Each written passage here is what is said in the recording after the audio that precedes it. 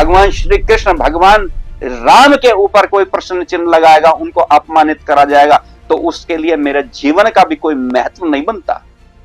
मैं जीकर क्या करूंगा जब मेरे राम का अपमान हो रहा है, मेरे कृष्ण का अपमान हो रहा है। आज हर तरफ हिंदू धर्म के विरोधी हो चुके हैं, खाली इस्लाम में ही नहीं, आज हिंदू धर्म में भी कुछ लोग ऐसे हो चुके हैं जो हिंदू धर्म को लगातार निरंतर अपमानित करने का काम कर रहे हैं, हिंदू धर्म को निरंतर गिराने का प्रयास कर रहे हैं। मैं कहता हूं जो गिने चुने हिंदू बचे रह गए हैं उनको अब आगे आ जाना चाहिए और अपने धर्म के अपमान होने से रोकना चाहिए। इसके लिए चाहे शस्त्र का भी प्रयोग करना पड़े, ऐसे व्यक्तियों पर शस्त्र का प्रयोग किया जाएगा। तो सवाल है कि इस देश में हम राम की पूजा क्यों करते हैं? वो कोई बहुत सफल व्यक्ति नहीं थे। अगर आप इसे ध्यान से देखें तो वो लगातार असफल रहे। हाँ, आज भी वो जमीन की समस्याओं से जूझ रहे हैं, इसीलिए आपने ये मुद्दा उठाया।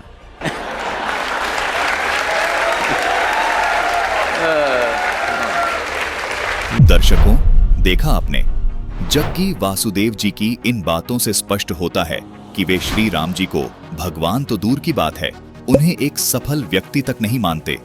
जग्गी वासुदेव जी ने स्पष्ट जाहिर कर दिया कि इनके अंदर इतना ज्यादा अहंकार है कि ये अपने आप को त्रिलोकीनाथ श्री राम जी से भी बड़ा मानते हैं। दर्शकों, अभी आपने जो देखा ये तो सिर्फ एक वानगी है। आगे आप देखेंगे कि सतगुरु उर्फ जग्गी वासुदेव जी त्रिलोकीनाथ श्री राम जी व सीता माता जी के विषय में कितनी बेहूदगी पूर्ण टिप्पणी कर रहे हैं। आप जी से निवेदन है, इस वीडियो को पूरी जरूर देखिएगा। इसमें आपको इससे भी बेहूदे बोल जग्गी वासुदेव के सुनने को मिलेंगे, जिन्हें सुनकर आप हैरान रह जाएंगे और विचार करने पर भी विवश हो जाएंगे कि हम इस स्वघोषित सद्गुरु को कितना बड़ा विद्वान और हिंदू हितैषी माने बैठे थे, और जबकि इनके ये बिगड़े बोल सुनने के बाद ये स्पष्ट हो जाएगा कि ये सनातन धर्म के सबसे बड़े विरोधी की भूमिका निभा रहे हैं। दर्शकों, अभी आपने सुने श्री राम जी के बारे में सद्गुरु उर्फ श्री जग्गी वासुदेव जी के बिगड़े बोल की एक झलक। इस देश में हम राम की पूजा क्यों करते हैं? अब आप देखिए संत रामपाल जी महाराज के विषय में तथा कथित हिंदू संत आचार्य अमित के जगत गुरु तत्वदर्शी संत रामपाल जी महाराज के विषय में बिगड़े बोल, जिन्होंने संत रामपाल जी महाराज को ठीक से न समझकर केवल सुनी सुनाई बातों के आधार पर ये बिगड़े बोल बोले हैं। दर्शकों, ऐसे ही व्यक्तियों ने संत रामपाल जी महाराज को ठीक से न समझकर उन्हें बदनाम किया है कि संत रामपाल जी महाराज श्री राम जी व श्री कृष्ण जी की साधना नहीं करते और न ही उनका सम्मान करते हैं। कहते हैं कि संत रामपाल जी महाराज जी तो पूर्ण रूप से हिंदू विरोधी हैं। दर्शकों, इस पूरी वीडियो को देखने के बाद आपको पता चलेगा कि इस संत ने कितना सच और कितना झूठ कहा है। आइए पहले अपने आप को हिंदू संत मानने वाले इस महंत की ये वीडियो देख लेते हैं। एक रामपाल नाम का अपने आप को संत बताता है। मेरी दृष्टि में उससे ज्यादा भ्रष्ट व्यक्ति कोई संसार में हो ही नहीं सकता, जो भगवान श्री राम को और भगवान श्री कृष्ण को, सनातन संस्कृति को अपमानित करने का प्रयास कर रहा है।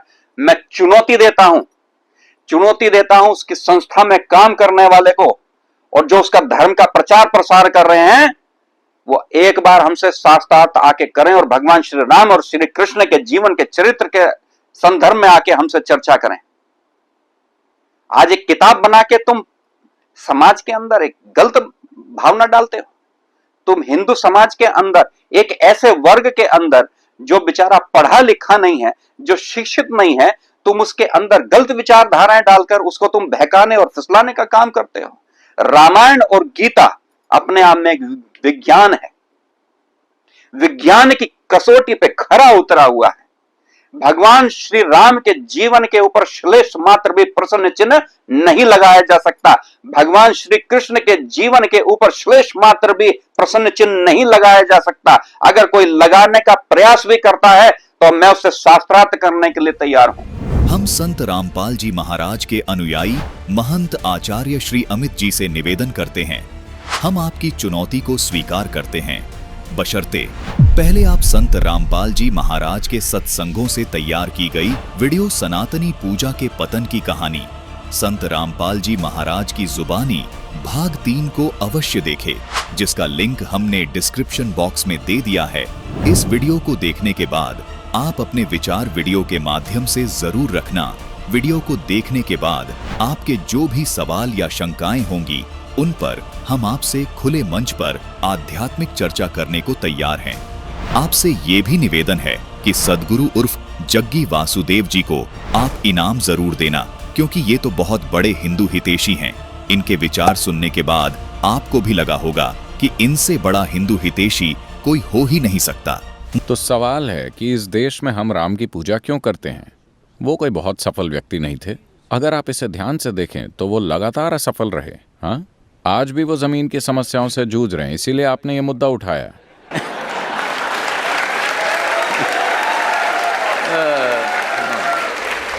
महंत आचार्य श्री अमित जी, ये सब सुनने के बाद शायद आपको समझ आ रही होगी कि इतना सम्मान तो श्री राम जी का कोई कर ही नहीं सकता जितना सम्मान सद्गुरु श्री जग्गी वासुदेव जी करते हैं। इस देश में हम राम की पूजा क्यों करते हैं? इससे भी अधिक सम्मानजनक महिमा श्री राम और श्री कृष्ण जी के विषय में सद्गुरु श्री जग्गी वासुदेव जी ने कही हैं, जो आगे इस वीडियो में दिखाई जाएंगी। कृपया इसे देखना न भूलना। सुनी सुनाई बातों के आधार से संत रामपाल जी महाराज को ठीक से न समझकर महंत श्री अमित जी ने संत रामपाल जी महाराज के विषय में जो कुछ भी कहा है, यह सरासर झूठ है। इस दावे को आगे हम इस वीडियो में प्रमाणित करेंगे। उन प्रमाणों को देखकर आप भी दंग रह जाएंगे कि संत रामपाल जी महाराज तो हिंदू धर्म के सबसे बड़े हितैषी हैं। वास्तव में यदि कोई श्री राम जी व श्री कृष्ण जी का सम्मान करता है तो वो संत रामपाल जी महाराज ही हैं। अगर वास्तव में पूरे विश्व में श्री राम जी व श्री कृष्ण जी की सत साधना करता व करवाता है तो वो संत रामपाल जी महाराज जी हैं। हम आपसे यह भी निवेदन करते हैं कि आप इस वीडियो को भी पूरा अवश्य देखना। महंत श्री अमित जी आपको एक बार फिर दिखाते हैं हिंदू धर्म के सबसे बड़े हितैषी माने जाने वाले सद्गुरु श्री जग्गी वासुदेव जी के श्री राम जी के सम्मान में बोले गए उनके प्रवचनों की ये वीडियो। आशा करते हैं आपके बहुत सारे सवालों के जवाब इस वीडियो के माध्यम से मिल जाएंगे। तो सवाल है कि इस देश में हम राम की पूजा क्यों करते हैं? वो कोई बहुत सफल व्यक्ति नहीं थे। अगर आप इसे ध्यान से देखें तो वो लगातार असफल रहे। हाँ, आज भी वो जमीन की समस्याओं से जूझ रहे हैं, इसीलिए आपने ये मुद्दा उठाया।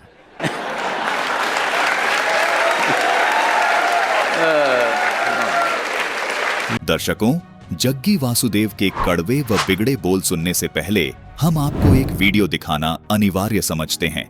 इस वीडियो को देखने के बाद आप संत रामपाल जी महाराज के ज्ञान में और सद्गुरु उर्फ जग्गी वासुदेव के ज्ञान में आसानी से फर्क कर पाएंगे और उस अंतर को भी समझ जाएंगे कि क्यों संत रामपाल जी महाराज वर्तमान में सनातन धर्म के सबसे बड़े हितैषी हैं। एक और तो सतगुरु उर्फ जग्गी वासुदेव जी हैं, जो श्री राम अर्थात श्री विष्णु जी को सामान्य व्यक्ति से भी असफल मानते हैं, और दूसरी ओर संत रामपाल जी महाराज हैं, जो शास्त्रों के आधार से आदि सनातनी भक्ति करने को कहते हैं। इस आदि सनातनी भक्ति में सबसे पहले प्रथम चरण की साधना में अर्थात दीक्षा में इन्हीं मुख्य पंचदेव की साधना करवाते हैं। जग्गी वासुदेव के विचार पूरी तरह से सनातन विरोधी सिद्ध हुए। वहीं संत रामपाल जी महाराज का सनातन धर्म के देवी देवताओं के प्रति सम्मान और अयोध्या भंडारे में आए श्रद्धालुओं ने अपने बयानों ने भी ये स्पष्ट किया कि संत रामपाल जी पूर्ण तौर पर सनातन हितैषी संत हैं। अगर बात करें संत रामपाल जी महाराज जी के अध्यात्म ज्ञान की, तो संत रामपाल जी महाराज जी ने ये प्रमाणित किया है कि आदि सनातनी भक्ति की साधना के 3 चरण होते हैं। आइए जानते हैं संत रामपाल जी महाराज अध्यात्म मार्ग के भक्ति के 3 चरण को किस प्रकार परिभाषित करते हैं।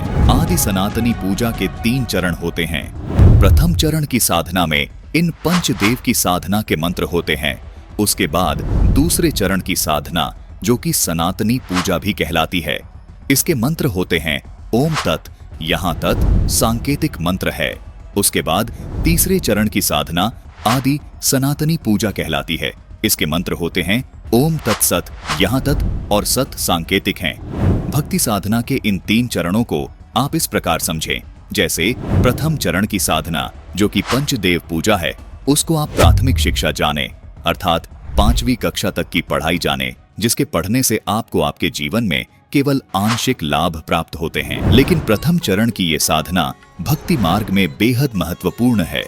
जिस प्रकार 5वीं कक्षा तक की पढ़ाई पूरी किए बिना 10वीं 12वीं तक की पढ़ाई नहीं की जा सकती, इसी प्रकार प्रथम चरण की ये पंचदेव साधना किए बिना दूसरे व तीसरे चरण की साधना नहीं की जा सकती। दूसरे चरण की साधना जो कि सनातनी पूजा है, ये गीता अध्याय 15 के श्लोक 16 में बताए क्षर और अक्षर पुरुष की पूजा है। इसको आप उच्च शिक्षा अर्थात इसको आप 10वीं तक की कक्षा की पढ़ाई जाने, जो आपको प्राथमिक शिक्षा से कुछ ज्यादा लाभ देती है। तीसरे चरण की साधना जो कि आदि सनातनी पूजा है, गीता जी अध्याय 17 के श्लोक 23 में भी इसका वर्णन है। ये गीता अध्याय 8 के श्लोक 3 में बताए परम अक्षर ब्रह्म की पूजा है। इसको आप सर्वोच्च शिक्षा जाने, जो कि आपको सब सुख और लाभ प्राप्त करवाती है। दर्शकों, केवल संत रामपाल जी महाराज ही आध्यात्मिक मार्ग की भक्ति साधना इस प्रकार 3 चरण में पूरी करते हैं। आदि सनातनी साधना से मिलने वाले लाभों की आपको एक झलक दिखाते हैं, जो अद्वितीय आध्यात्मिक और भौतिक लाभ सुलेखा दासी जी ने प्राप्त किए। उनकी दास्तां खुद सुलेखा दासी जी से सुनते हैं। क्या नाम है बहन जी आपका? मेरा नाम सुलेखा दासी है। कहाँ से हैं बहन जी आप? मैं पटना साइड से हूँ। बहन जी पटना से चलकर आप यहाँ आई हैं, ये क्या कारण है? आप पहले संत रामपाल जी महाराज जी की शरण में कब जुड़ी हैं, पहले ये बताइए। मैं संत रामपाल जी महाराज की शरण में 2016 में जुड़ी हूँ, 18 नवंबर को। तो 2016 में आप संत रामपाल जी महाराज जी की शरण में जुड़ी हैं। इससे पहले आप कौन सी भक्ति करती थी? संत रामपाल जी महाराज की शरण में जुड़ने से पहले मैं जितनी धर्मगुरुओं, जितनी जो हिंदू समाज में जितनी व्रत त्योहार, पूजा पाठ, मंदिर जाना, ये सारे व्रत त्योहार पूजा करती थी। सिर्फ मुझे है ना जो दहेज के लिए सताए जा रहे थे ससुराल में, इसकी मुक्ति के लिए मैं पूजा करती थी इतनी। जब आप इतनी सारी पूजाएं कर रही थी तो फिर आपकी जो समस्या थी, क्या वो समाधान नहीं हुआ? जी नहीं, मेरी श्रद्धा आस्था देखकर सारे समाज के लोग कहते हैं संसार में भगवान है नहीं इस बेटी के लिए। और मुझे उस भगवान की तरह से मैं गीता भी, वेद भी पढ़ा करती, सभी धर्म गुरुओं से मिला भी करते कि क्या पाप को नाश हो सकता है। तो वो कहते नहीं, पाप संसार में पाप का कर्म कर दो, फल भोगना ही पड़ता है। पर मुझे ऐसी भगवान की तरह जो सभी प्रकार के पापों को नाश करे, ये जरूरत मुझे संत रामपाल जी महाराज को ज्ञान सुनने से, उनकी सभी सद्ग्रंथों से प्रमाण मिलाने से मुझे इस भक्ति से हर दुखों से इजाजत मिली। आपको संत रामपाल जी महाराज जी का ज्ञान कहाँ से प्राप्त हुआ? ये तो मैं बताऊंगी, मैं सारी देवी देवताओं को जैसे पूजा करती थी। मुझे कृष्ण जी ने, जैसे कि हमें मंदिर जाना बहुत पसंद था, बड़े बड़े मंदिरों में भगवान को ढूंढना। तो ऐसे ही हम जगन्नाथ जी का मंदिर गए थे, जिसकी किताबों मैंने पढ़ा था, उसके नियम अनुसार मुझे कृष्ण जी ना दर्शन दिए। तो उन्होंने बोला था धरती पे एक जो पूरे दुखों को दूर कर सकता है धरती पे आ चुका है। तो इस प्रकार मैं भगवान की तलाश में आई थी, और ऐसे आकर मुझे गुरु जी एकदम से, मैं मुंडका आई थी, मुंडका आश्रम जो है सतलोक आश्रम दिल्ली में, मैं वहाँ आई थी। ये संत राम पूरा संत की तलाश में आई थी और वो जरूरत पूरा हुई, एकदम से मैं आई थी, ऐसे जुड़ी थी मैंने। जैसे कि बहन जी आपने बताया है कि आपको कृष्ण भगवान ने स्वयं बोला है कि वो पूर्ण परमात्मा धरती पर आ चुका है, और आपको संत रामपाल जी महाराज जी के रूप में वो परमात्मा मिले हैं। तो क्या आपकी जो समस्याएं थी उनका कोई निदान हुआ है? हाँ जी, आज परमात्मा की दया से जो सुख के लिए मुझे कहते, इस बेटी को चेहरे पर कोई मुझे पहले जो देख रखे हैं संसार के लोग, जैसे मैं पापा मेरे हैदराबाद रहते, आसाम के लोग, जिस गांव से बिहार से भी वहाँ को कहती, इस बेटी को तो कभी चेहरे पे हंसी नहीं थी। मैं ऐसा चेहरा से लेकर आई थी, जब नाम दीक्षा लेने लोग लगता थे इसके तो कितना भी इसे देह में जान नहीं है, ऐसे लग रहे थे। मैं आई थी, मैं मानसिक आर्थिक परेशानी थी, मानसिक मैं डिप्रेशन में भी थी। आज संत रामपाल जी महाराज की दया से मेरे आर्थिक भी, मानसिक भी, और सभी प्रकार के कष्टों के संत रामपाल जी महाराज, जो मैं सुखी हूँ वो संसार में शायद कोई सुखी होगा, इतनी भगवान ने सुख दिया है आज। तो क्या कहोगे आप संत रामपाल जी महाराज जी के बारे में? जी, मुझे अगर किसी को सबसे पहले मैं ये कहना चाहूँगी कि आप भी संत रामपाल जी महाराज की शरण में आकर देखिए। उनका ज्ञान जो है शास्त्र अनुसार भक्ति, आपने सभी देवी देवताओं की पूजा करके जो थक चुके होंगे, एक बार संत रामपाल जी महाराज के भी ज्ञान सुनकर जरूर देखें। वो पूर्ण संत है, वो पूर्ण परमात्मा है। क्योंकि संत रामपाल जी महाराज जो समझते सब जेल में है, मुझे कई बार दर्शन दे चुके संत रामपाल जी महाराज, तभी मैंने उनको गॉड माना। जैसे कि आज के समय में हर इंसान ये बात मानता है कि कहीं भगवान ऐसे दर्शन नहीं देते हैं, और आप कह रही हैं आपको कई बार परमात्मा ने दर्शन दिए हैं संत रामपाल जी महाराज जी के रूप में। इस बात को लेकर के बहुत लोग मतलब इस बात से झिझक करते हैं, तो उनको कैसे समझाएंगे आप? क्या कहेंगे आप? कैसे मानेंगे वो लोग आज? जी, मैं बताऊं कि मेरे भी ये, जब मैंने नाम दीक्षा लिया था, ज्ञान सुना था, तो मेरी एक ही थी इशारा, अगर पूर्ण परमात्मा है तो मेरे से मिले, मेरा दुख सारे सुने। जैसे कि आरती में होते हैं, गुरु जी की गाते, सतगुरु साहब मिलेंगे पूछेंगे कुशल हाल, आदि अंत की सब कहूँ अपनी दिल की बात। मैंने गुरु जी से विनती यही करी थी। संत रामपाल जी महाराज, जब मैं आपत्ति में पड़ी थी, जब मेरे पास पैसे किराए नहीं थे, जब मैंने गुरु जी को पुकारा था, तब संत रामपाल जी महाराज बोले आप पूर्ण परमात्मा हो, तो मुझे यूँ गाड़ी रुकने से पहले पैदान धर के खड़े पड़ा होगा। गुरु जी यूँ की यूँ पकड़े थे और गुरु जी ने पूछा था मुझसे क्या दुख है बेटा। और संत रामपाल जी महाराज का रूप था। मैंने उनका शरीर भी छू कर देखा था, वो हार्ड मास का नहीं था। वो पूर्ण परमेश्वर होने वाला मैं ही बेटा पूर्ण परमात्मा हूँ। मैं जेल धाम की लीला कर रहा हूँ, मैं इस संसार के लिए आया हूँ। संत रामपाल जी महाराज ने ही मुझे 2 नंबर जेल पे छोड़ा था, बिना पैसे की मैं थी आई थी। जब मैं कैसे, जो दर्शक आपको देख रहे हैं उनसे क्या कहना चाहते हैं? मैं यही कहूँगी ये पूर्ण परमात्मा है। अगर आप किसी भी आपत्ति में हो, किसी प्रकार के संकट में हो, अगर इनसे नाम दीक्षा लेकर एक बार इनको दिल से पुकार कर देखना, मैं 100% दावे के साथ कर रही हूँ, ये एक सेकंड एक क्षण में बिना गवाए भगवान एकदम सामने खड़ा पाएगा। इतना विश्वास के साथ कहता हूँ कि मेरे साथ मेरा मालिक हर आपत्ति में, हर दुख में हमेशा के हमेशा साथ दिया है, प्रकट होकर मेरे से बात किया है। दर्शकों, संत रामपाल जी महाराज से प्राप्त भक्ति साधना का ही परिणाम है कि आज सुलेखा दासी जी को हर वो सुख प्राप्त है जिसकी तलाश में श्रद्धालु दर दर भटक रहे हैं।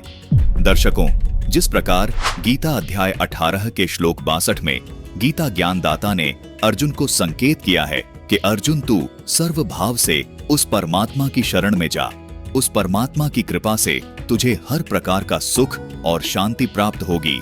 ठीक वैसा ही हुआ सुलेखा दासी जी के साथ। भगवान श्री कृष्ण जी अर्थात जगन्नाथ जी ने सुलेखा दासी जी को भी उसी पूर्ण परमात्मा की शरण में जाने की और संकेत किया, जिसका संकेत उन्होंने गीता अध्याय 18 के श्लोक 62 में किया था। भगवान श्री कृष्ण जी अर्थात जगन्नाथ जी ने सुलेखा दासी जी को कहा कि उस परमात्मा की सही जानकारी और भक्ति देने वाला वो महापुरुष भी इस धरती पर आ चुका है जो तुम्हारे सभी दुखों को दूर कर सकता है।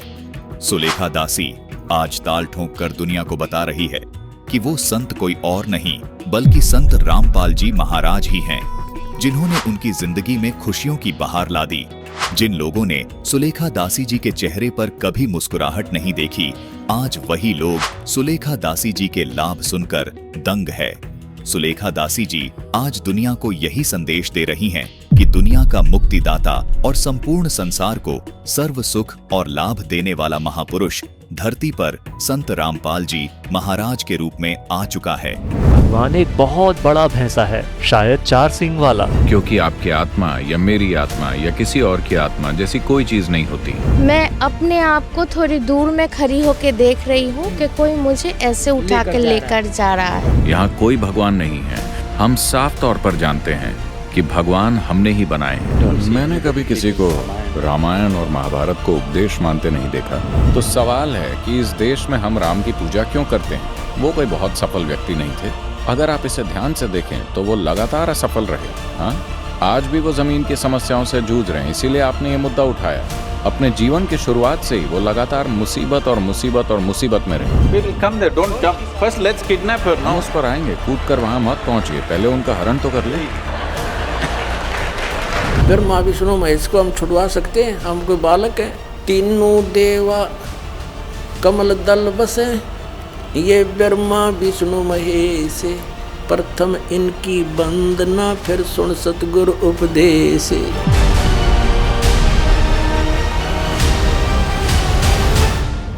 दर्शकों, एक तरफ है सतगुरु उर्फ जग्गी वासुदेव जी, जिन्हें लोग सनातन हितैषी मानते हैं, और दूसरी तरफ है संत रामपाल जी महाराज, जिन्हें कुछ लोग सनातन विरोधी मानते हैं। आइए आज इन दोनों संतों के विचार सुनते हैं और जानते हैं कि वास्तव में सनातन हितैषी कौन है और सनातन विरोधी कौन है। दर्शकों, संत रामपाल जी महाराज पूर्ण रूप से सनातनी संत हैं। संत रामपाल जी महाराज जो ज्ञान बताते हैं वो हिंदू धर्म के पवित्र सत ग्रंथों से ही बताते हैं। हिंदू धर्म के पवित्र ग्रंथों का सत्य ज्ञान भक्त समाज को बताते हैं। संत रामपाल जी महाराज सभी पवित्र सत ग्रंथों को सत्य मानते हैं तथा सर्व देवी देवताओं श्री राम, श्री कृष्ण जी आदि का पूर्ण सम्मान करते हैं। इन्हीं की भक्ति करते तथा करवाते हैं, परंतु फिर भी संत रामपाल जी महाराज को अज्ञानतावश हिंदू विरोधी कहा जाता है। जबकि कुछ धर्मगुरु हिंदू संत का मुखौटा लगाए आपको दिन रात अज्ञान अंधेरे में झोंक रहे हैं। उनमें से एक हैं सदगुरु जी उर्फ जग्गी वासुदेव। इनकी एक वीडियो आपको दिखाते हैं जिससे आपको पता चलेगा कि ये सनातन धर्म के कितने बड़े हितैषी हैं। अब पौराणिक कथाओं पर आते हैं। हम जानते हैं कि इलियड होमर ने लिखा था। वो एक अंधा व्यक्ति था। उसने लिखा कि 14,000 घोड़े हैं, मगर क्योंकि हम जानते हैं कि उसने खुद घोड़ों को नहीं देखा होगा, इसलिए हम मानते हैं कि उसमें किसी तरह की ऐतिहासिक कहानी बुनी जा रही है। मगर आजकल सभी धार्मिक ग्रंथों को उपदेश माना जाता है, तो क्या हमें ये मानना चाहिए कि रामायण महाभारत में भी कहानियाँ गढ़ी गई हैं और उन्हें साहित्य मानने की जगह उपदेश मानना गलत है? मैंने कभी किसी को रामायण और महाभारत को उपदेश मानते नहीं देखा। कुछ खास भाग हैं जो नहीं, वो नहीं मान सकते, क्योंकि वो भ्रम से परेशान हो जाएंगे। क्योंकि महाभारत में हर तरह के लोग हैं, बेहतरीन लोग, बुरे से बुरे लोग, इनके बीच हर तरह के स्त्री पुरुष उसमें हैं। 1 लाख से ज्यादा चरित्र हैं। उसे आप उपदेश कैसे मान सकते हैं? तो सवाल है कि इस देश में हम राम की पूजा क्यों करते हैं? वो कोई बहुत सफल व्यक्ति नहीं थे। अगर आप इसे ध्यान से देखें तो वो लगातार असफल रहे। हाँ, आज भी वो जमीन की समस्याओं से जूझ रहे हैं, इसीलिए आपने ये मुद्दा उठाया।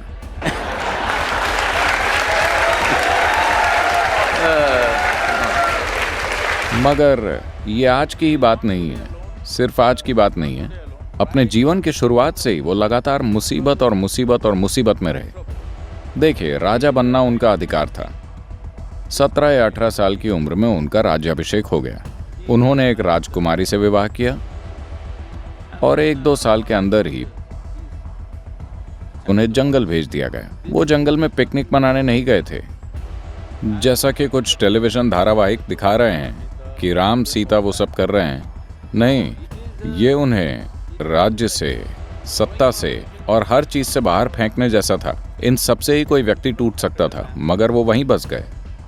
मगर राम एक शंकालु व्यक्ति भी थे। जब सीता उनके पास वापस आई तो पहले उन्हें अग्नि परीक्षा देनी पड़ी। पहले वो आग से गुजरी।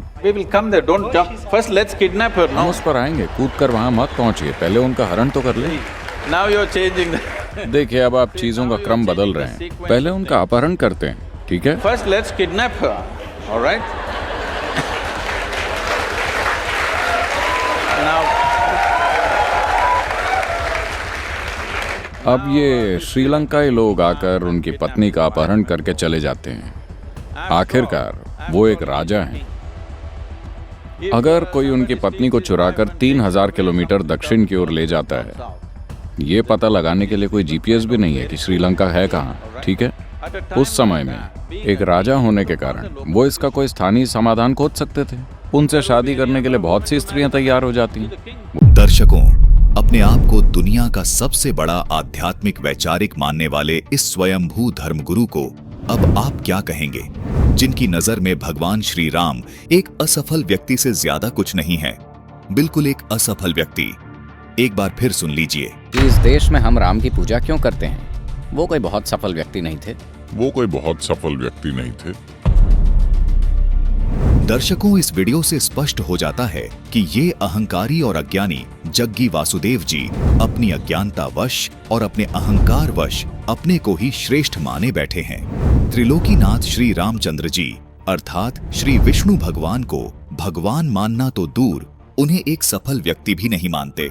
कि इस देश में हम राम की पूजा क्यों करते हैं? वो कोई बहुत सफल व्यक्ति नहीं थे। अगर आप इसे ध्यान से देखें तो वो लगातार असफल रहे। हाँ, तो वो लगातार असफल रहे। हाँ? दर्शकों, ये इनके अहंकार का सबसे बड़ा प्रमाण है।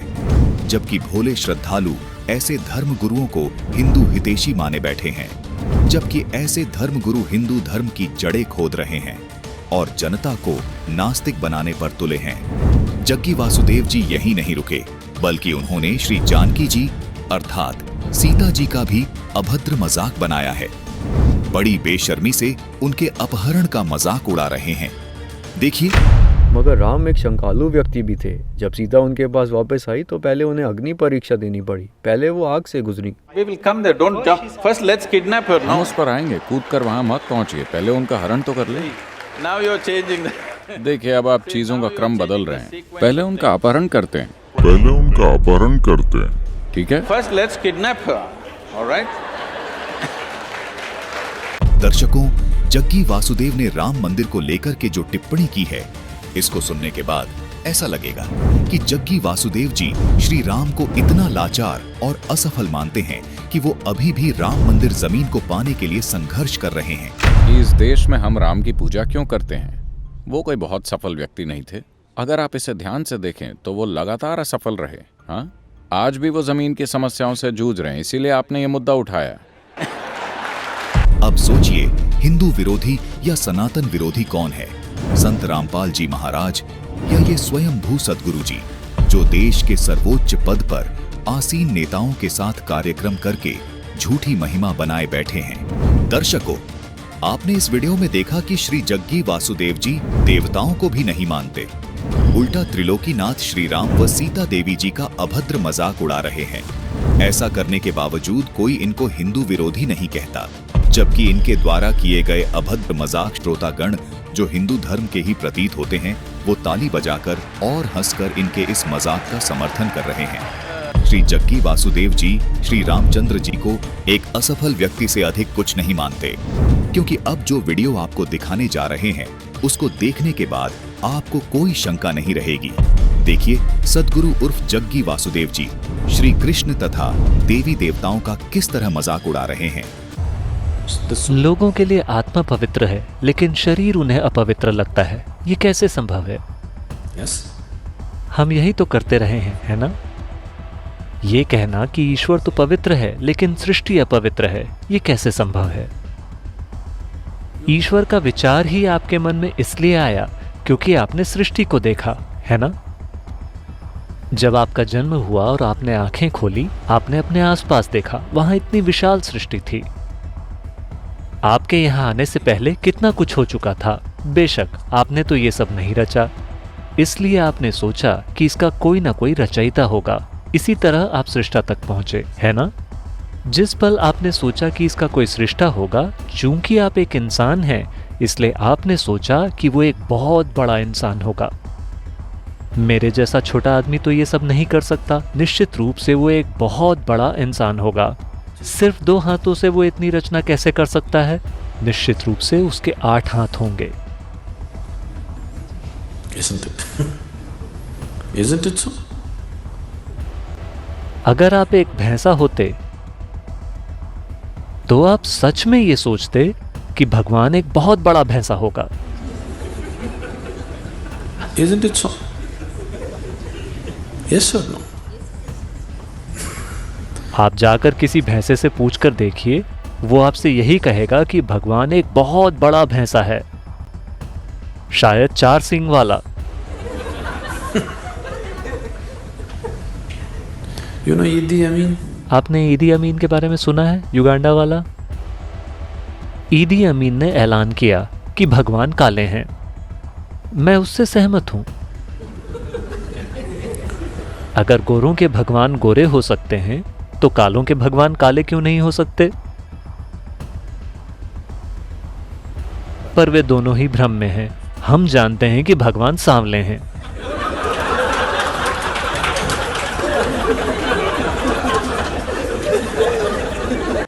भारत में हमारे पास पुरुष भगवान, स्त्री भगवान, गाय भगवान, बंदर भगवान और हर आकार व प्रकार के भगवान पाए जाते हैं। रेंगने वाले, चलने वाले, उड़ने वाले, क्योंकि हमें भविष्य में आने वाली सभी समस्याओं का अंदाजा था।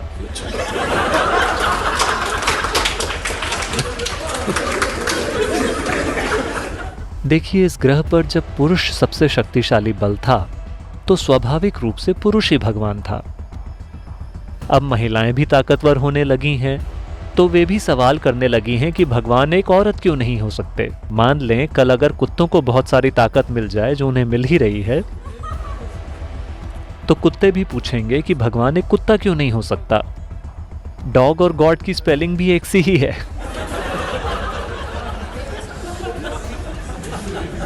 आपकी तुलना में वो ज्यादा करीब लगते हैं, है ना?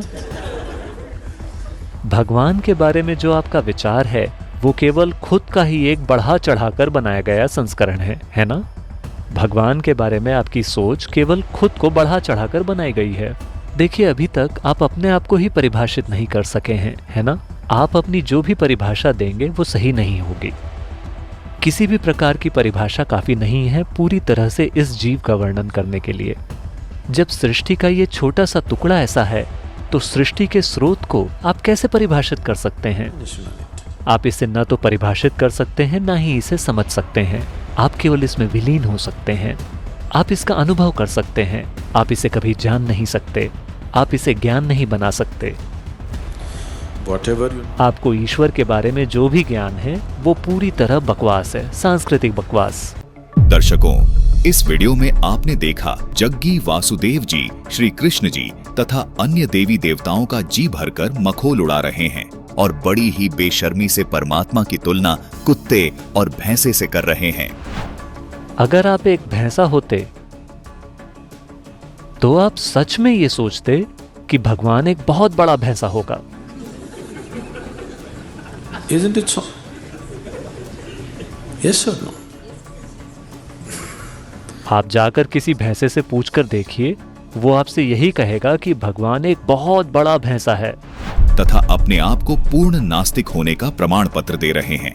दर्शकों, हैरानी की बात है, ऐसे धर्मगुरु जो हिंदू देवी देवताओं का मजाक बनाते हैं और परमात्मा की तुलना कुत्ते और भैंसे से करते हैं, इनको कोई ये नहीं कहता कि तुम हिंदू धर्म के विरोधी हो, जबकि दूसरी ओर संत रामपाल जी महाराज हैं जो एक भी शब्द हिंदू शास्त्रों के बाहर से नहीं बोलते। संत रामपाल जी महाराज एकमात्र ऐसे संत हैं जो हिंदू भक्ति पद्धति के अनुसार पंचदेवों की यथार्थ भक्ति करते और करवाते हैं।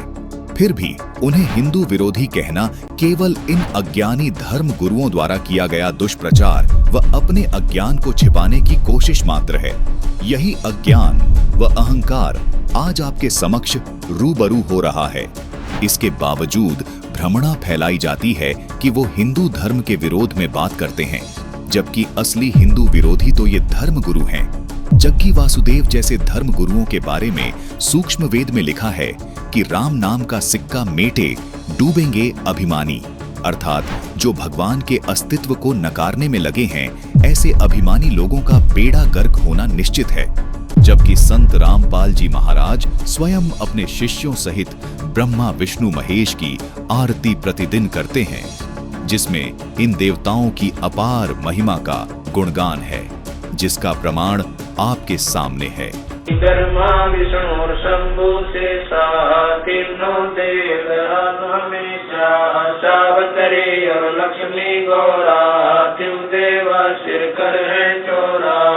जय जय ब्रह्मा समर स्वामी एक कला परम पदगामी।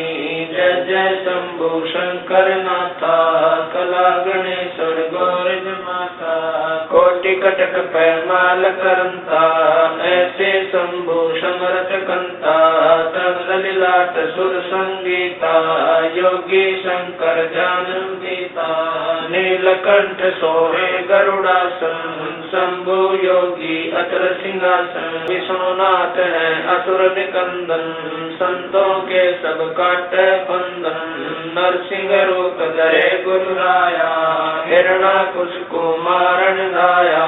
शंख चक्र गदा पद्म विराज बाल तिलक जाके उल्लासे। वाहन गरुड़ कृष्ण असवारा लक्ष्मी लोरे चौरे अपारा। रावण मई रावण से मारे सेतु बांध से नादल तारे। जरा से और बालिक पाई कंस के सीता नौर हराए। काली दय में नागी नाथा शिशुपाल चक्र से काटा माथा। काले वन मथुरा पर गाए 18 कोट कटक चढ़ आए। मुचकल पर पीताम्बर डारा काले वन जामे सिंगारा। दर्शकों, संत रामपाल जी महाराज व उनके शिष्यों द्वारा प्रतिदिन देवताओं की स्तुति रूप में की जाने वाली आरती की ये पूरी वीडियो आप डिस्क्रिप्शन बॉक्स में दिए गए लिंक पर क्लिक करके देख सकते हैं। दर्शकों, ये सब प्रमाणित करता है कि संत रामपाल जी महाराज सबसे बड़े सनातन हितैषी हैं, जबकि सनातन और हिंदू धर्म के हितैषी होने का मुखौटा लगाए ये धर्मगुरु सबसे बड़े सनातन और हिंदू विरोधी हैं। दर्शकों, ये धर्म गुरु सनातनी पूजा के पतन की जड़ें हैं। यही धर्म गुरु सनातनी पूजा का बेड़ा गर्क कर रहे हैं। जनता इन तथाकथित धर्मगुरुओं से इतनी प्रभावित है कि इनकी झूठ को भी सच मानती है। अब आपको इस स्वयंभू विद्वान की एक और वीडियो दिखाते हैं जिसमें ये आत्मा की स्थिति के बारे में जनता को बता रहे हैं। देखिए कि जिसे आप अभी अपनी आत्मा कहते हैं वो एक बुलबुले की तरह है। बुलबुले की बाहरी खोल आपके कर्म का ढांचा है, अंदर हवा है। मान लीजिए कि आप बुलबुला तोड़ देते हैं, आप बुलबुले को फोड़ देते हैं, तो हवा कहाँ गई? आपकी हवा कहाँ गई? अब आपकी हवा जैसी कोई चीज नहीं है, ये हर चीज का हिस्सा बन गई है। तो अब जिसे आप आत्मा कहते हैं वो काल्पनिक है, क्योंकि आपकी आत्मा या मेरी आत्मा या किसी और की आत्मा जैसी कोई चीज नहीं होती। दर्शकों, आपने अभी सुने श्री जग्गी वासुदेव जी के आध्यात्मिक विचार। ये आत्मा को नहीं मानते, ये आत्मा को ऐसे समझते हैं कि जैसे एक पानी में बुलबुला बन गया, फिर बुलबुला फूट गया, उस बुलबुले की हवा निकल गई। बुलबुला हवा से बना था, वो हवा में मिल गया। इनका कहना है कि कोई आत्मा नहीं होती, आत्मा कोई वस्तु नहीं है, ये तो केवल एक कल्पना है। जैसे बुलबुला फूटा और हवा निकल गई, ऐसे ही आदमी मर गया तो वो खत्म हो गया, हवा में हवा मिल गई और उसकी मुक्ति हो गई। जग्गी वासुदेव जी का विचार सुनने के बाद ये स्पष्ट है कि वो आत्मा को भी नाशवान मानते हैं, जबकि गीता अध्याय 15 के श्लोक 16 में स्पष्ट प्रमाण मिलता है कि संपूर्ण भूत अर्थात प्राणियों के शरीर तो नाशवान हैं और जीवात्मा अविनाशी है। गीता जी का कहना है कि आत्मा अविनाशी है, अर्थात जिसका अस्तित्व कभी समाप्त नहीं होता, जो कभी नष्ट नहीं होती।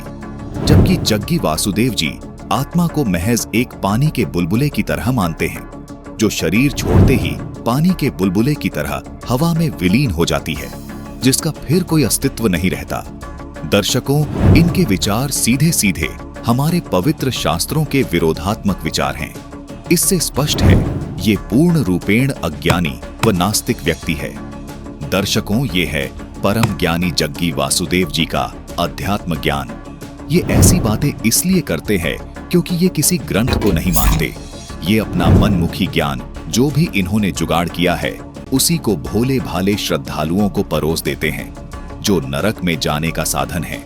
ये खुद तो शास्त्र विरुद्ध आचरण कर ही रहे हैं और भोले श्रद्धालुओं से भी मनमुखी आचरण करवा रहे हैं। ऐसे मनमुखी गुरुओं का पर्दाफाश करने की वजह से ही लोग संत रामपाल जी महाराज को हिंदू विरोधी कह रहे हैं, जबकि सच्चाई आपके सामने है।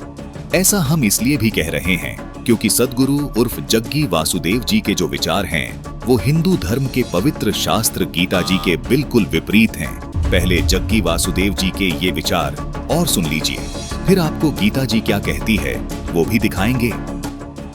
मगर मुझे नहीं लगता कि किसी भी ग्रंथ ने इस बात का जिक्र किया है कि आपका जीवन पहले से तय है या पहले से निर्धारित है। ये विचार विदेश से आया है। आपको समझना होगा कि इस संस्कृति की मूलभूत प्रकृति क्या है, इसकी जड़ें कहाँ हैं। ये एक बिना भगवान की संस्कृति है। आपको ये समझना होगा, इस देश में कभी भगवान की कोई धारणा नहीं रही है। वो धारणा विदेश से आई है। मैं इसे ठीक से समझाता हूँ, क्योंकि इससे बहुत से लोग नाराज हो जाते हैं। हमारे पास कई देवी देवता हैं, कई सारे। हम 33 करोड़ जैसी किसी संख्या की बात करते हैं। ये सारे देवी देवता कैसे आए? एक ही ईश्वर में विश्वास करने वाले मानते हैं कि कोई एक भगवान है जो ऊपर बैठकर आपके लिए चीजें करता है, यानी कि कोई ऐसा शख्स है जो सारे फैसले करता है। इस संस्कृति में ऐसा नहीं है। यहाँ कोई भगवान नहीं है, लेकिन बहुत सारे देवी देवता हैं। ये देवी देवता कौन है? अगर आप पीछे मुड़कर देखें तो आपके पास जितने देवी देवता हैं उनके लिए जिस शब्द का इस्तेमाल किया जाता था, आप देवी हैं, वो है यंत्र। उन्हें हमेशा यंत्र कहा गया। हम साफ तौर पर जानते हैं कि भगवान हमने ही बनाए हैं, बस बाकी लोग इसे भूल गए। तो यहाँ हमने आपसे कहा कि आपका जीवन आपका कर्म है। इसका मतलब है कि आपका जीवन आपका ही बनाया हुआ है। तो पहले से तय होने का सवाल ही कहाँ है। ऐसी कोई चीज इस संस्कृति में नहीं है। It's only because of the tools human beings have become who they are. दर्शकों, सुना आपने? कितनी हैरानी की बात है। हिंदू धर्म के सबसे बड़े चेहरे, जिनके सानिध्य में स्वयं भारत के प्रधानमंत्री तक ज्ञान प्राप्त कर रहे हैं, उनके ऐसे विचार हैं। जग्गी वासुदेव जी कह रहे हैं कि ऐसा कोई भगवान नहीं है जो संसार बनाता है, ऐसा कोई भगवान नहीं है जो ऊपर बैठकर संसार को चला रहा है। इनका कहना है कि सिर्फ एक स्त्री है। उस स्त्री को आप देवी मान लो या उसी स्त्री को एक यंत्र मान लो, जैसे यंत्र से अन्य वस्तु बनाई जाती है, ठीक इसी प्रकार तुम्हारी रचना स्त्री पुरुष के मिलने से हुई है।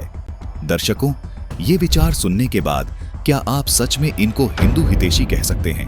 जबकि ऋग्वेद मंडल नंबर 9 सूक्त चम्मन मंत्र 3 में तथा ऋग्वेद मंडल 9 सूक्त 86 मंत्र 27 में स्पष्ट प्रमाण है कि परमात्मा धुलोक के तीसरे पृष्ठ पर विराजमान है और सभी ब्रह्मांडों के ऊपर तिष्ठति अर्थात बैठा है।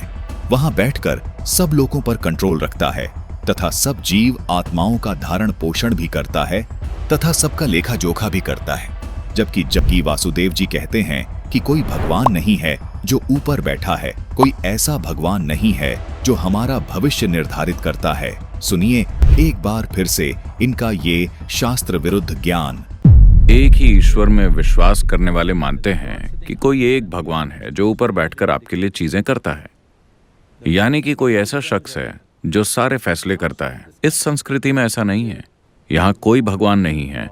इससे तो ये साफ जाहिर हो रहा है कि जग्गी वासुदेव जी हमारे शास्त्रों को बिल्कुल नहीं मानते। दूसरी तरफ संत रामपाल जी महाराज हैं जो शास्त्रों से बाहर एक बात भी नहीं बोलते, शास्त्रों को सर्वोपरि मानते हैं। संत रामपाल जी महाराज ने ऐसा अद्भुत ज्ञान शास्त्रों से निकाल कर दिया है जिस कारण आज पूरी दुनिया उनके ज्ञान का लोहा मानने लगी है। संत रामपाल जी महाराज के अनुयायी ही नहीं, संत रामपाल जी महाराज से जो कभी मिले भी नहीं, वो लोग भी संत रामपाल जी महाराज के शास्त्र प्रमाणित ज्ञान को देखकर और सुनकर दंग हैं। आइए आपको मिलवाते हैं एक ऐसे साधु से जिन्होंने अपने जीवन में 54 गुरुओं को धारण किया। वर्तमान में ये साधु औघड़ पंथ से ताल्लुक रखते हैं।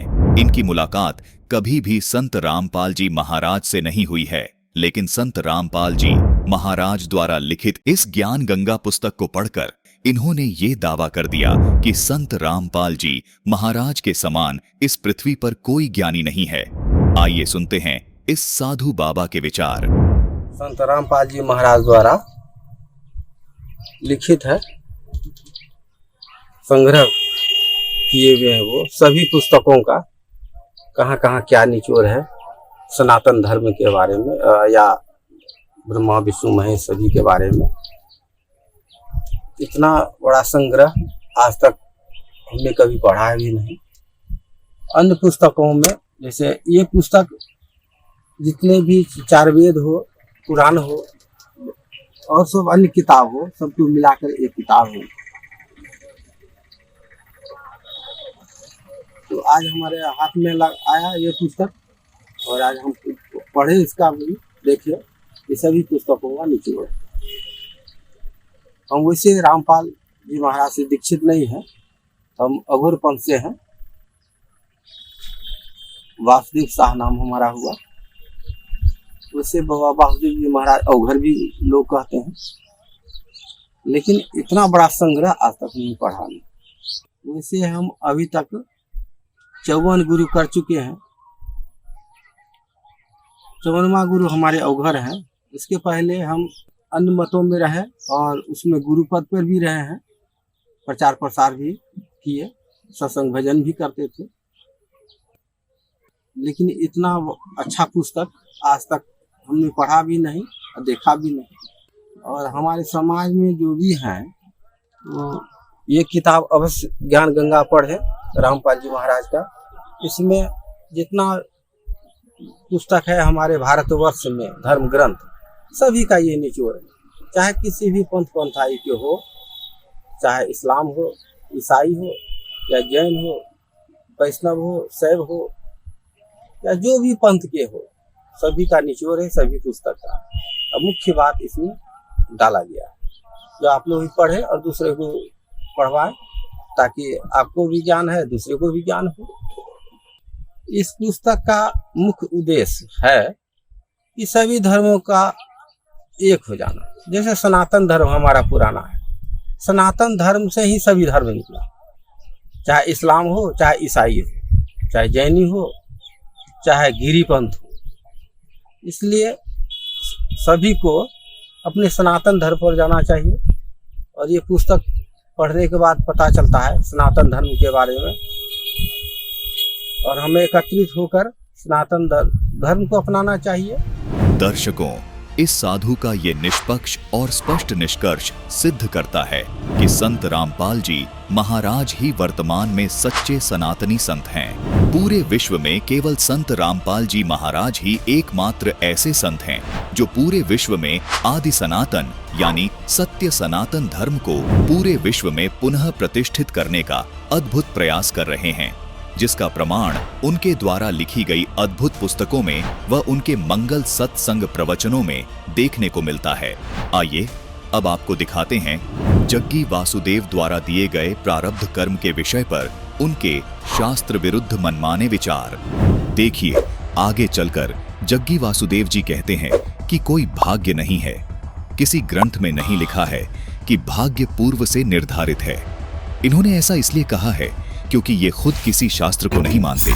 दर्शकों, जग्गी वासुदेव जैसे व्यक्तियों के लिए श्रीमद् भगवद गीता अध्याय 16 श्लोक 8 में लिखा है, वे आसुरी स्वभाव वाले मनुष्य कहा करते हैं कि जगत अवस्था रहित है, सर्वथा असत्य और बिना ईश्वर के अपने आप केवल नर मादा के संयोग से उत्पन्न है। केवल काम अर्थात सेक्स ही इसका कारण है, इसके सिवा और क्या है। ऐसी धारणा वाले प्राणी राक्षस स्वभाव के होते हैं।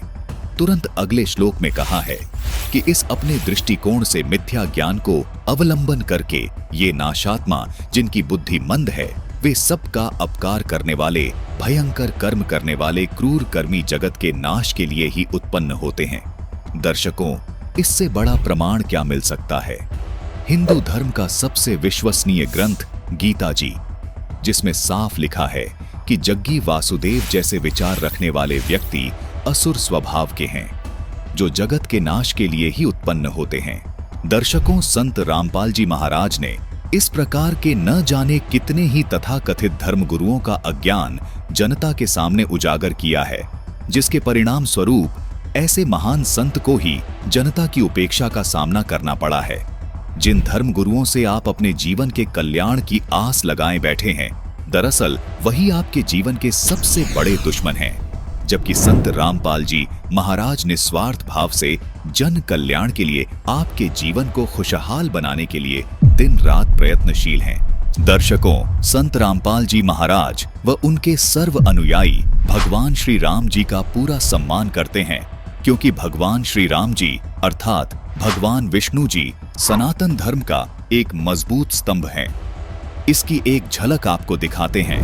जब अयोध्या में श्री राम जी के जन्म स्थान पर पवित्र यादगार श्री राम मंदिर का निर्माण किया गया और फिर उसे श्रद्धालुओं के लिए दर्शन हेतु खोला गया, उस समय संत रामपाल जी महाराज के निर्देशानुसार भोजन भंडारे की व्यवस्था की गई थी। देश के कोने कोने से आए श्री राम भक्तों के संत रामपाल जी महाराज के बारे में सुनिए उनके ये विचार। मैंने गुरु जी का फर्स्ट ऑफ ऑल नाम पहली बार सुना है यहाँ आते ही, और मुझे जो भी यहाँ पे सुविधाएं मिली है, मैं फ़ैन हूँ गुरु जी की। अब ये सेवा बहुत ही बढ़िया है। यहाँ का सेवा देख के हम बहुत ही धन्य, ऐसे लग रहा है कि राम जी का ही दर्शन हो गया हम इधर आकर, ऐसा ही लग रहा है अभी। यहाँ पर कोई साफ सफाई की सारी व्यवस्था सही है? सही है, एक नंबर है, एक नंबर है। सर, संत रामपाल जी जो है उनके माध्यम से ये आयोजन किया गया है भंडारा का। हम कल से आए हुए हैं, बहुत अच्छा भंडारा का आयोजन है। 24 घंटा यहाँ लोग जो है भोजन प्रसाद पा रहे हैं, कहीं किसी को कोई असुविधा नहीं है। और जो इनके कर्मचारी हैं बड़े अच्छे हेल्पफुल ढंग से जो है सबकी मदद करते हैं और सबको भोजन प्रसाद खिलाते हैं। क्या नाम बताया सर आपने? मेरा नाम रमेश प्रसाद मिश्रा है, मैं जबलपुर से आया हुआ हूँ। देखिए, परम पूजनीय संत रामपाल जी का मैं अपनी तरफ से और अपनी सहारनपुर जिले की आई हुई पूरी टीम और भक्तों की तरफ से मैं तो बहुत बहुत उनका धन्यवाद करना चाहूँगी। उन्होंने इतनी सुंदर व्यवस्था उनके सभी जितने भी यहाँ पर सेवा कर रहे हैं, बहुत ही सुंदर व्यवस्था और समय समय पर पूरी सफाई का ध्यान, पानी की व्यवस्था, मतलब बहुत सुंदर व्यवस्था और सब कुछ निःशुल्क, कहीं किसी से कोई 1 रुपया नहीं लिया जा रहा है। इतनी सुंदर व्यवस्था बहुत बड़े मन से की जाती है। उनके इसके लिए मैं उनका बहुत बहुत धन्यवाद, आभार व्यक्त करूँगी। संत पूज्य श्री रामपाल जी के इस आयोजन में हमने आज दोपहर में भोजन लिया, शायद शाम को भोजन लिया। इतनी सुंदर व्यवस्था है, इतना स्वादिष्ट खाना है कि शायद कोई सानी नहीं है इस खाने का। इतना सुंदर खाना है, बहुत बढ़िया, बहुत स्वादिष्ट खाना है और निःशुल्क है, सबसे बड़ी बात है। और जितने भी सेवादार लगे हैं यहाँ, उनकी कार्यशैली देखकर तो मैं बहुत आत्मविभोर हूँ। बहुत सुंदर लग रहा है, बहुत साफ़ सफाई की व्यवस्था है, कहीं कोई दिक्कत नहीं है, बहुत अच्छी व्यवस्था है, बहुत बढ़िया है। भोजन बहुत अच्छा लगा। मैं अरविंद सिंह हूँ और यहाँ नव अयोध्या में जो 6 भंडारे चल रहे हैं, इसका दायित्व हमारे ऊपर है और भंडारे का हमने प्रसाद ग्रहण किया। हमको जो सबसे अच्छा इसमें लगा कि प्रसाद तो बहुत स्वादिष्ट है ही, उसमें कोई कहीं से शंका नहीं है, लेकिन जो उसमें खिलाने वाले का भाव है, उसको वो प्रसाद को दुगना स्वादिष्ट बना दे रहा है। बड़े प्रेम भाव से भोजन कर रहे हैं, आपको बहुत अच्छा लग रहा है। कहते हैं कि रोटी राम, सब्जी राम, दाल राम, हलवा राम, तो हर चीज में राम। वो जो उनका बोलने का अंदाज है प्रेम भाव का, कि आदमी अगर भक्त 1 रोटी 1 पूड़ी खाना चाहता है तो वो 2 और 3 खा जाता है उस भाव में।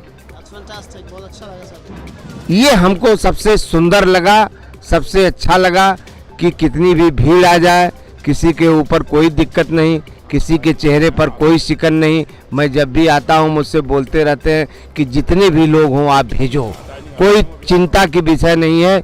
24 घंटे हम खिलाएंगे, 24 घंटे हम चाय पिलाएंगे।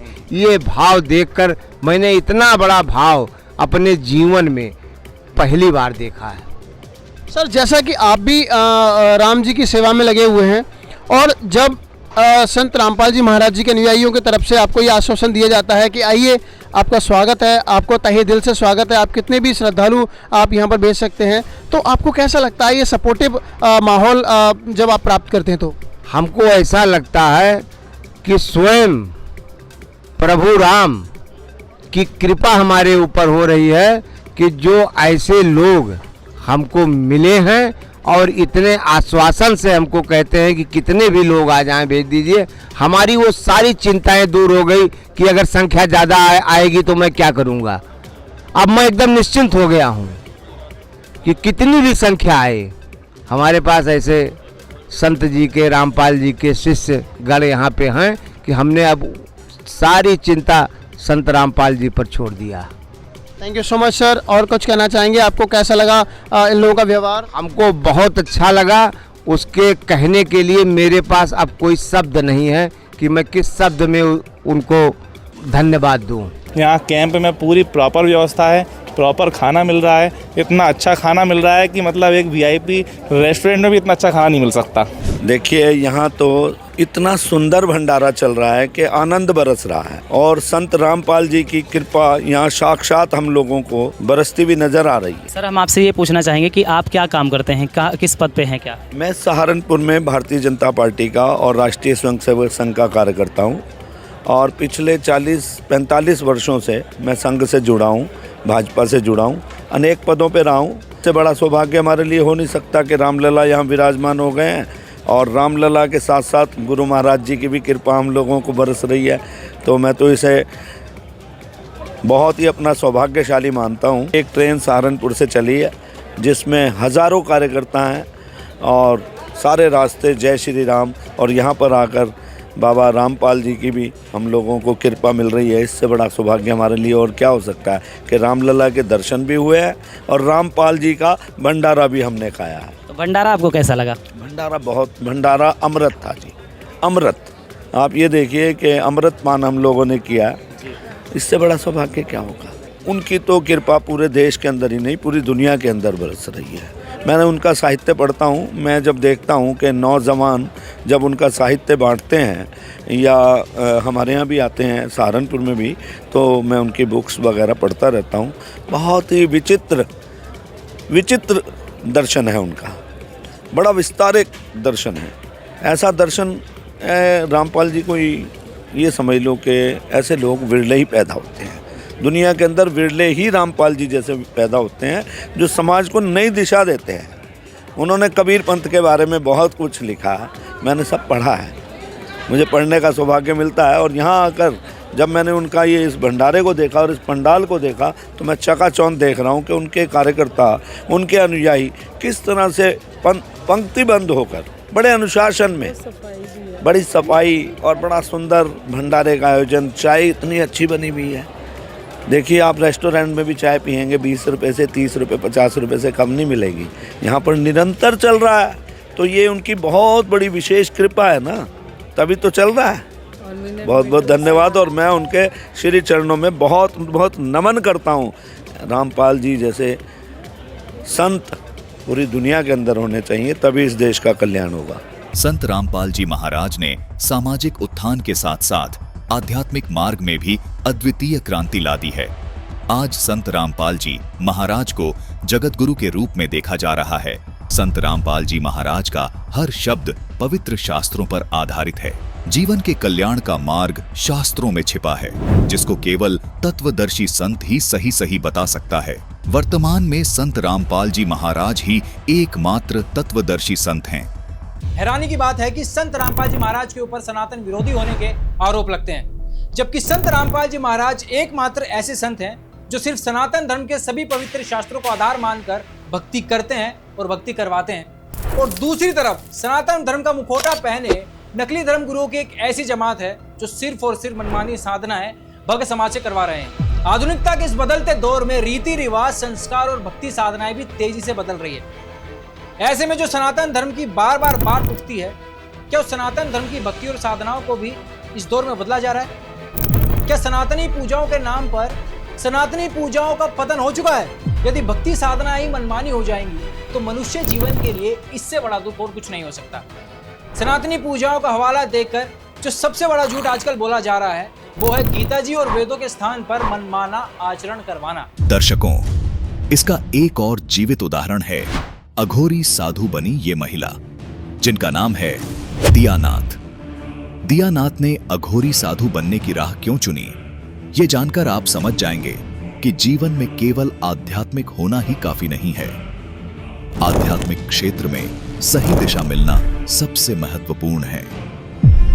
पेशे से कभी डॉक्टर रही दियानाथ बिल्कुल नास्तिक महिला थी। फिर कैसे इनमें ये कठिन और भयावह जीवन जीने की चाह उत्पन्न हुई?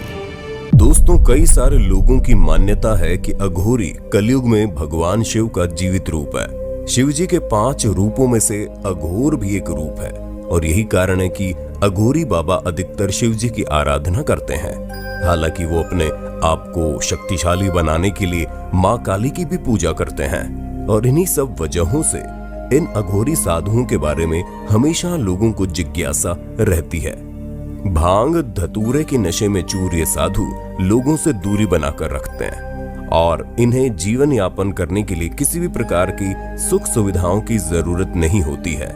और ये भी कहा जाता है कि अघोरियों के पास भूतों और पिशाचों से बात करने के लिए खास प्रकार का यंत्र मौजूद होता है। यहाँ तक कि ये बात भी सुनने में आती है कि अघोरी बाबाओं के पास काली शक्तियां होती है, जिसकी वजह से वो मरे हुए लोगों से भी बात कर सकते हैं। तो ये बात भी सच है कि बहुत सारे इंटरव्यूज और डॉक्यूमेंट्रीज में कई सारे अघोरी बाबाओं ने ये बात मानी है कि वो इंसानों का मांस खाते हैं।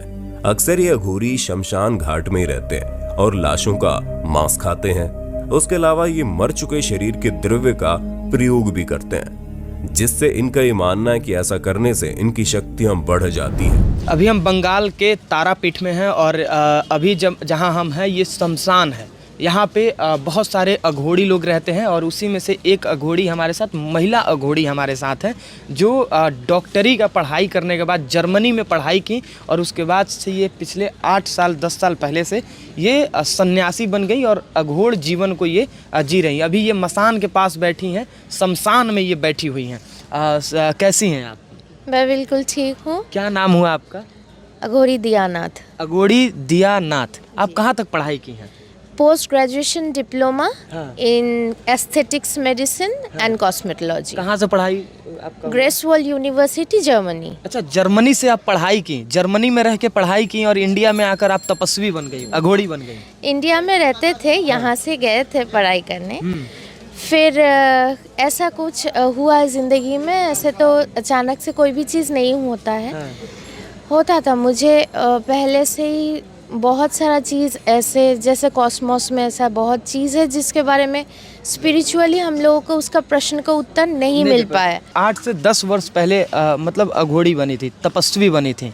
आप जर्मनी से पढ़ाई की है, आपके पास आईफोन है, एकदम मॉडर्न युग में भी आप हैं, आप अघोड़ी रहते हुए भी आप आईफोन चला रही हैं।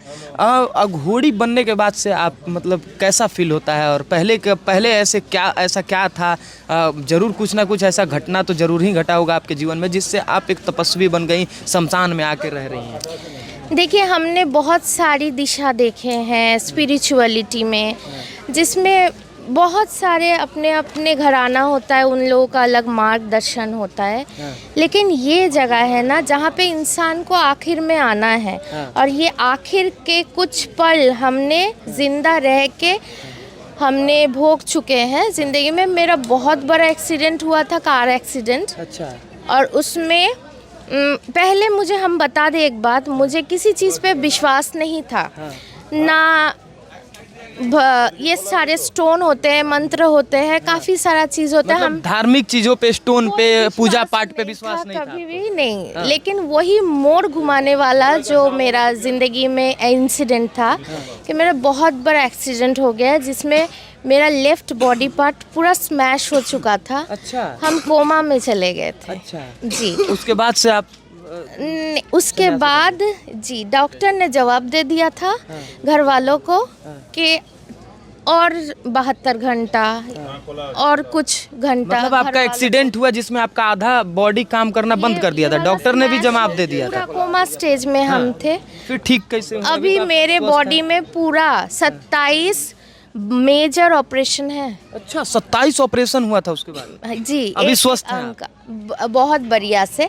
और तभी जिस वक्त ये हुआ है, कोमा स्टेज से मैं जब लौटने की कोई उम्मीद ही नहीं थी, उसी बेड में मुझे नर्सिंग होम में एक दिन लगा कि मुझे कोई अपने हथेली पे रख के निकाल के लेके जा रहा है। मैं अपने आप को थोड़ी दूर में खड़ी होके देख रही हूँ कि कोई मुझे ऐसे उठा के लेकर जा रहा है। अच्छा। हथेली पे रख के। और उसी वक्त आरएमओ घुसा, केबिन में मैं थी जैसे कोमा पेशेंट, और तुरंत वो जाके, मैं देख रही हूँ आरएमओ ये देख रहा है बॉडी के पास आके कि मेरा मॉनिटर पूरा ब्लैंक हो चुका था।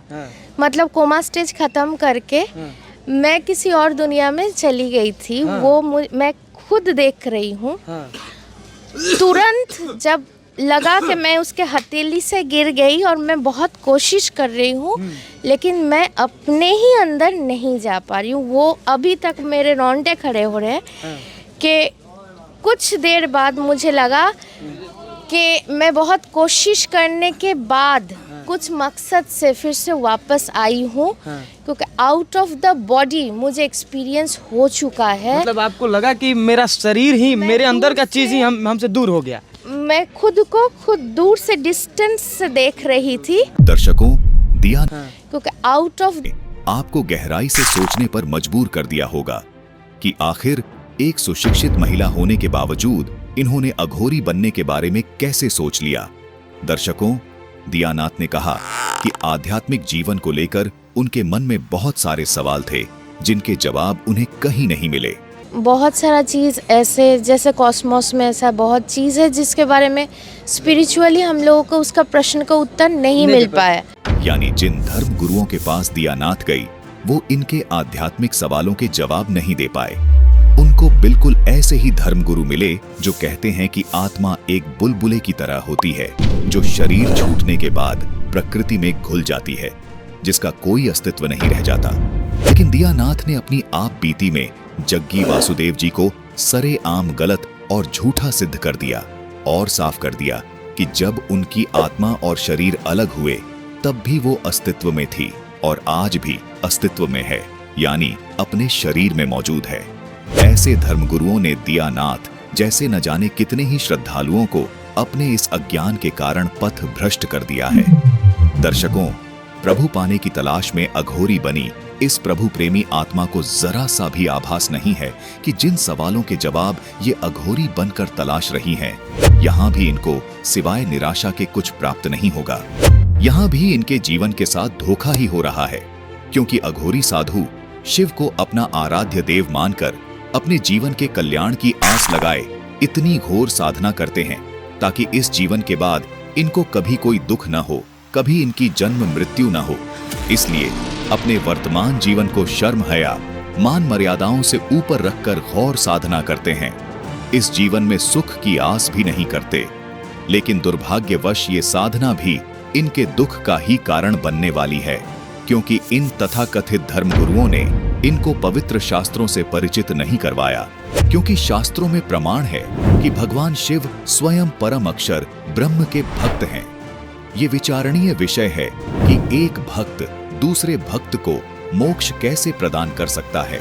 एकमात्र संत रामपाल जी महाराज ही हैं जिन्होंने पवित्र शास्त्रों को भक्त समाज के सामने रखा है तथा उनके गूढ़ रहस्यों को सभी के सामने उजागर किया।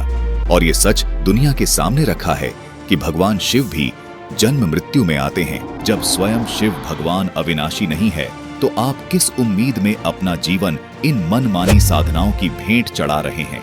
आपको आगे इस एपिसोड में विस्तार से बताएंगे कि किस साधना से आपका पूर्ण मोक्ष हो सकता है। भगवान शिव किस भगवान की भक्ति करते हैं? कौन है वो पूर्ण परमात्मा जो जन्म मृत्यु के कष्ट को हमेशा के लिए समाप्त कर सकता है? दर्शकों, सोचिए कि ये महिला सैकड़ों अघोरी साधुओं के साथ शमशान घाट में बैठी है। शमशान में जल रही चिताओं का धुआं इनके मुंह पर आ रहा है, लेकिन इस बात की परवाह न करते हुए भी ये अन्य अघोरी साधुओं के साथ परमात्मा पाने के लिए दृढ़ता से लगी हुई है। लेकिन दुर्भाग्य की बात ये है कि जग्गी वासुदेव जैसे धर्म विरोधी गुरुओं के सानिध्य ने ऐसी न जाने कितनी ही प्रभु प्रेमी आत्माओं का जीवन बर्बाद किया है। अघोरी बनी इस महिला का जीवन भी शास्त्र विरुद्ध भक्ति की भेंट चढ़ रहा है। दर्शकों, हमने आपको ऐसे दो संतों की विचारधारा से रूबरू करवाया जिनमें एक तरफ थे सद्गुरु उर्फ जग्गी वासुदेव और दूसरी तरफ थे संत रामपाल जी महाराज। दर्शकों, जैसा कि आपने वीडियो की शुरुआत में ही सुन लिया है कि बहन सुलेखा दासी जी को भगवान श्री कृष्ण उर्फ जगन्नाथ जी ने उन्हें पूर्ण परमात्मा की शरण में जाने को कहा। यहाँ पर ये विचारणीय विषय है कि भगवान श्री कृष्ण जी अर्थात जगन्नाथ जी ने सुलेखा दासी को किसी अन्य पूर्ण परमात्मा की शरण में जाने के लिए क्यों कहा? क्या भगवान श्री कृष्ण जी अर्थात जगन्नाथ जी सुलेखा दासी के जीवन के कष्टों को दूर नहीं कर सकते थे? तो दर्शकों, आपको यहाँ पर यह बताना जरूरी समझते हैं कि प्रारब्ध के पाप कर्मों को ये त्रिलोकीनाथ नहीं काट सकते हैं। दर्शकों, सब संत कहते हैं कि प्रारब्ध कर्म भोगने से ही समाप्त होता है, यानी प्रारब्ध कर्म आपको भोगना ही पड़ता है। दूसरी ओर संत रामपाल जी महाराज का कहना है कि परम अक्षर ब्रह्म की आदि सनातनी पूजा से प्रारब्ध का कर्म दंड समाप्त हो जाता है। दर्शकों, आइए आपको इस विषय पर कुछ धर्म गुरुओं के विचार सुनाते हैं। अब उस रचना में लिखा 40 वर्ष में एक्सीडेंट होगा, आपकी टांग टूटेगी, तो आप भक्ति करो या न करो, आपकी टांग टूटेगी। जबकि अर्जुन जैसा भक्त कौन होगा? फिर भी उन्हें कष्ट उठाना पड़ा। भगवान राम तो स्वयं भगवान थे, 14 साल का कष्ट। माता सीता तो साक्षात लक्ष्मी थी, फिर भी दर दर की ठोकर जंगल में लकड़ियां काट काट के बच्चों का लव कुश का लालन पालन किया। कर्म तो हमें भोगनी है, हमें भी भोगना है, आपको भी भोगना है। वहीं दूसरी तरफ संत रामपाल जी महाराज जी कहते हैं कि ये प्रारब्ध के पाप केवल और केवल पूर्ण परमात्मा ही काट सकता है। इसका हम आपको प्रमाण भी देंगे कि पूर्ण परमात्मा ही प्रारब्ध समेत सभी पाप कर्मों का नाश कर सकता है। लेकिन उससे पहले हम आपको यह प्रमाण दिखाएंगे कि भगवान श्री कृष्ण जी अर्थात जगन्नाथ जी अर्थात विष्णु जी तथा ब्रह्मा जी तथा शिव जी भी जन्म और मृत्यु के चक्र में आते हैं तथा ये केवल निमित्त कार्य ही कर सकते हैं। किसी के भी पाप तथा पुण्य कर्म में कोई फेरबदल नहीं कर सकते हैं, क्योंकि ये तीनों देवता खुद जन्म और मरण में आते हैं। आइए देखते हैं श्रीमद् देवी भागवत पुराण से प्रमाण। ये है संक्षिप्त देवी भागवत, जिसके पेज 138 पर विष्णु भगवान देवी दुर्गा से कहते हैं कि तुम शुद्ध स्वरूपा हो। यह सारा संसार तुमसे उद्भासित हो रहा है। मैं यानी विष्णु, ब्रह्मा और शंकर तुम्हारी कृपा से विद्यमान है। हमारा तो आविर्भाव यानी जन्म, तिरोभाव यानी मृत्यु हुआ करता है। केवल तुम ही नित्य हो, जगत जननी हो, प्रकृति और सनातनी देवी हो। दर्शकों, ये प्रकृति शब्द भी आप ध्यान में रखना। प्रकृति इसी दुर्गा को कहते हैं। ये हम आपको आगे चलकर गीता जी से प्रमाणित करेंगे। दर्शकों, इस लेख से ये बात स्पष्ट हुई कि तीनों देवता ब्रह्मा, विष्णु और शिव नाशवान हैं और उनकी माता देवी दुर्गा हैं। आगे भगवान शिव यानी शंकर जी देवी दुर्गा को कहते हैं कि हे देवी, यदि महाभाग विष्णु तुम ही से प्रकट हुए हैं तो उनके बाद उत्पन्न होने वाले ब्रह्मा भी तुम्हारे ही बालक हुए, तो फिर मैं तमोगुणी लीला करने वाला शंकर तुम्हारी संतान नहीं हुआ? यानी मुझे भी उत्पन्न करने वाली तुम ही हो। आगे कहते हैं कि हे देवी, इस संसार की सृष्टि, स्थिति और संहार में तुम्हारे गुण सदा समर्थ हैं। उन्हीं तीनों गुणों से उत्पन्न हम यानी ब्रह्मा, विष्णु और शंकर नियमानुसार कार्य में तत्पर रहते हैं। दर्शकों, पवित्र देवी पुराण में भी स्पष्ट है कि रजगुण ब्रह्मा जी, तमगुण शिव जी और सतगुण विष्णु जी अर्थात जगन्नाथ जी, ये तीनों देवता नाशवान है तथा ये तीनों केवल निमित्त कार्य ही कर सकते हैं।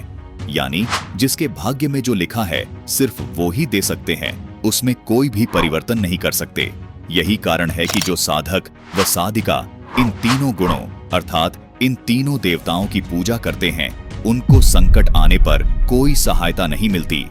दर्शकों, मनुष्य को कष्ट पाप कर्मों से होता है। केवल पाप नष्ट होने से ही साधक तथा साधिका को सुख मिल सकता है। उदाहरण के लिए, जैसे किसी व्यक्ति के पैर में कांटा लगा हो, उस कांटे के कारण उसे कष्ट हो रहा हो, तो जब तक उसके पैर से कांटा नहीं निकलेगा तब तक उसे पीड़ा ही होगी, अर्थात कांटा निकलने के पश्चात ही उसे राहत मिलेगी। ठीक इसी प्रकार जब तक पाप रूपी कांटे नहीं निकलेंगे तब तक दुखी होगा। पाप रूपी कांटे निकलने के बाद ही हमें सुख होगा। दर्शकों, पाप कर्मों का नाश केवल गीता अध्याय 8 श्लोक 3 में बताए गए परम अक्षर ब्रह्म की पूजा से ही हो सकता है। और उस परम अक्षर ब्रह्म यानी सच्चिदानंद घन ब्रह्म की भक्ति का मंत्र गीता अध्याय 17 श्लोक 23 में बताया गया है, जो ओम तत्सत है। इस मंत्र में ओम के अतिरिक्त तत् और सत सांकेतिक है। इसका भेद गीता ज्ञानदाता ने गीता अध्याय 4 श्लोक 34 में बताए तत्वदर्शी संत से जानने को कहा है। वह तत्वदर्शी संत विश्व में केवल संत रामपाल जी महाराज ही हैं। दर्शकों, सूक्ष्म वेद यानी परम अक्षर ब्रह्म की वाणी में कहा है कि कबीर, वेद मेरा भेद है, मैं न वेदों के माही, जोन वेद से मैं मिलूं वो वेद जानते नाही। भावार्थ है कि परम अक्षर ब्रह्म कबीर साहिब जी अपनी वाणी में बता रहे हैं कि चारों वेद यानी ऋग्वेद, यजुर्वेद, अथर्ववेद तथा सामवेद परमात्मा की महिमा का ही गुणगान करते हैं, यानी मेरी महिमा का ही गुणगान करते हैं, परंतु इनमें मेरी प्राप्ति के मंत्र नहीं हैं। दर्शकों, यजुर्वेद अध्याय 8 श्लोक 13 में स्पष्ट लिखा है कि परम अक्षर ब्रह्म परमात्मा अपने साधक व साधिका के घोर से घोर पाप को भी नष्ट कर देता है। इसके अतिरिक्त ऋग्वेद मंडल 10 सूक्त 161 मंत्र 2 में कहा है कि वो परमात्मा अपने साधक की घोर रोग से रक्षा भी करता है, और यदि रोगी मृत्यु को प्राप्त हो गया हो तो परमात्मा उसको जीवित करके उसे 100 वर्ष की आयु प्रदान कर देता है।